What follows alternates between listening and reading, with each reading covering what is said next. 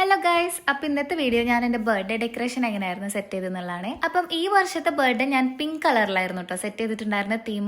അപ്പം ഞാൻ ബലൂൺസും റിബൺസും ഒക്കെ മേടിച്ചിട്ടുണ്ടായിരുന്നു. പിന്നെ എൻ്റെ കയ്യിലുള്ള കുറച്ച് ഐറ്റംസ് ഒക്കെ വെച്ചിട്ടായിരുന്നു ഞാൻ ഡെക്കറേഷൻ ചെയ്തിട്ടുണ്ടായിരുന്നു കേട്ടോ. അതുപോലെ ആ റിബൺ വെച്ചിട്ട് ഞാൻ ക്യൂട്ടായിട്ടുള്ള ഇങ്ങനെ ബൗസ് ഉണ്ടാക്കിയിട്ട് അതിങ്ങനെ ക്യാൻഡിലിൽ ഡബിൾ സൈഡ് ടാപ്പ് വെച്ചിട്ട് സെറ്റ് ചെയ്തിട്ടുണ്ടായിരുന്നു കേട്ടോ. അപ്പം നല്ല രസമുണ്ടായിരുന്നു കാണാൻ. കഴിഞ്ഞ ഇയറിൽ ഞാൻ ലാവൻഡർ തീമിലായിട്ടോ ചെയ്തിട്ടുണ്ടായിരുന്നത്. അപ്പം these are the photos of കഴിഞ്ഞ ബർത്ത്ഡേ. അപ്പം എനിക്ക് എൻ്റെ ബർത്ത്ഡേ ഇതുപോലെ ഡെക്കറേറ്റ് ഒക്കെ ചെയ്ത് കളർ തീമിലൊക്കെ സെറ്റ് ചെയ്തിട്ട് കേക്ക് കട്ട് ചെയ്യാൻ ഭയങ്കര ഇഷ്ടമാണ് കേട്ടോ. ആൻഡ് ഗൈസ്, ഈ പ്രാവശ്യം എനിക്ക് എൻ്റെ കേക്ക് സെറ്റ് ചെയ്തത് എൻ്റെ ഉമ്മയാണ് കേട്ടോ.